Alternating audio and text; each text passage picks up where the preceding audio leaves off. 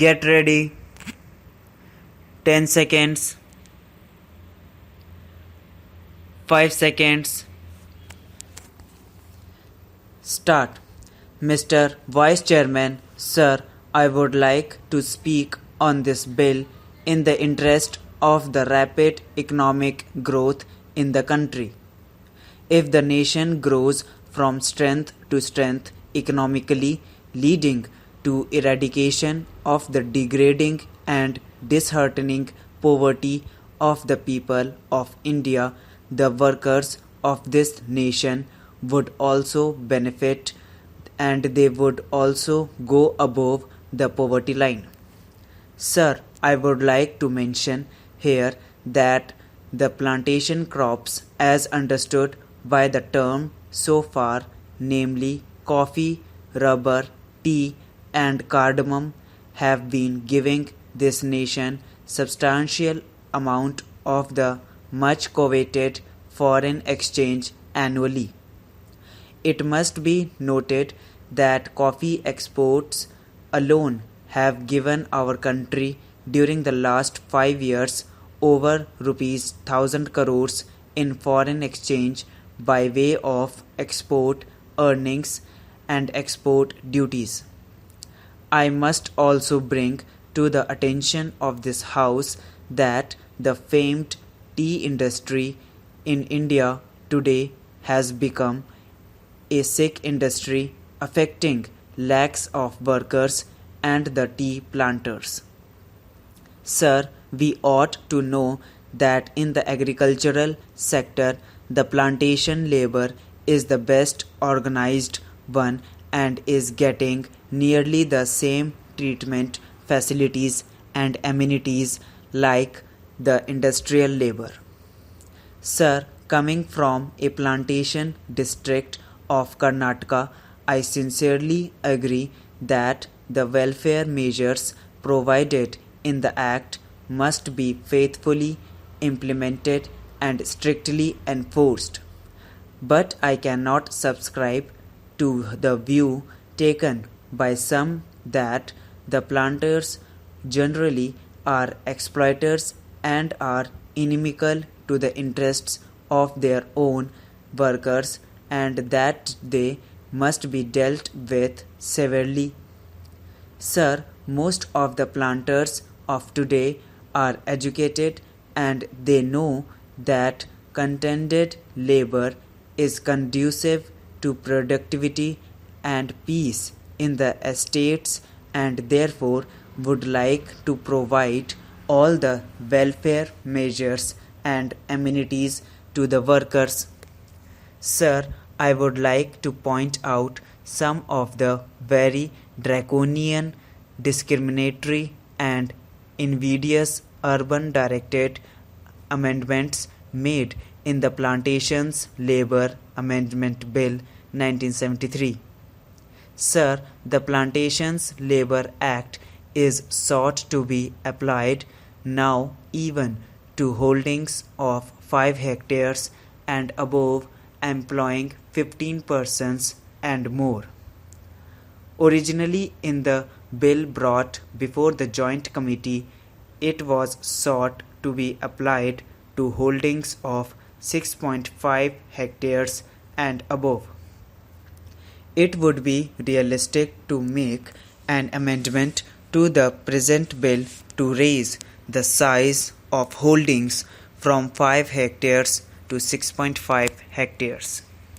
Sir, we must bear in mind the economic viability of small plantations of 5 hectares and the financial capacity of the small planters to fulfill the obligations cast on them to provide housing and crèche facilities. Those small planters in some cases are unable to provide themselves with houses and medical care as good as those intended for their workers in the bill.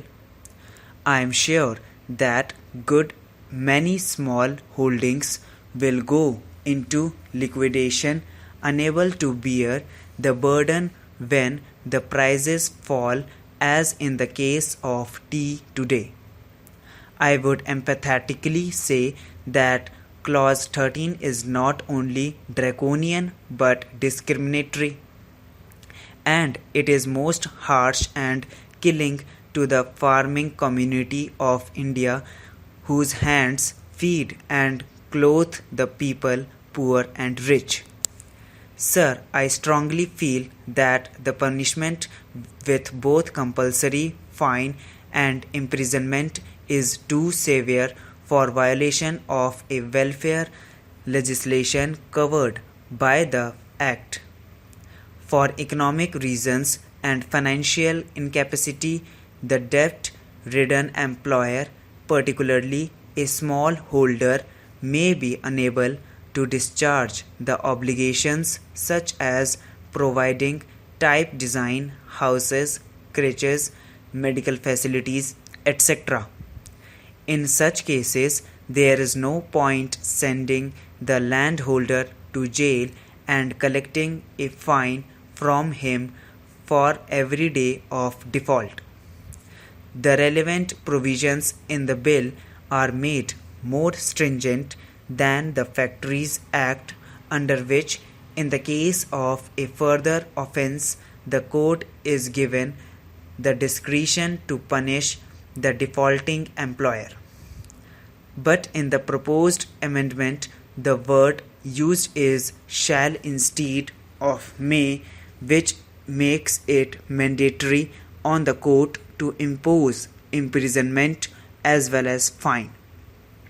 These provisions are too harsh and discriminatory, particularly in view of the fact that the bill seeks to bring in farms of 5 hectares which are in the nature of peasant holdings under the Act.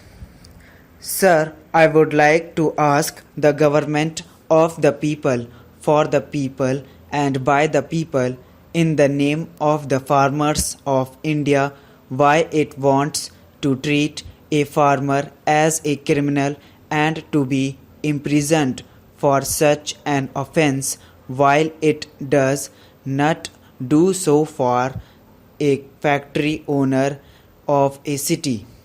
By making this comparison, I do not mean that a provision should be made in the relevant Factories Act to make the sentence of imprisonment compulsory for similar offences. Let me make it clear that I am not speaking against the interests of the workers in the plantations. I am only speaking against the stringent and invidious measures which have been provided in the bill affecting the rural employers and the invidious laws enacted for them.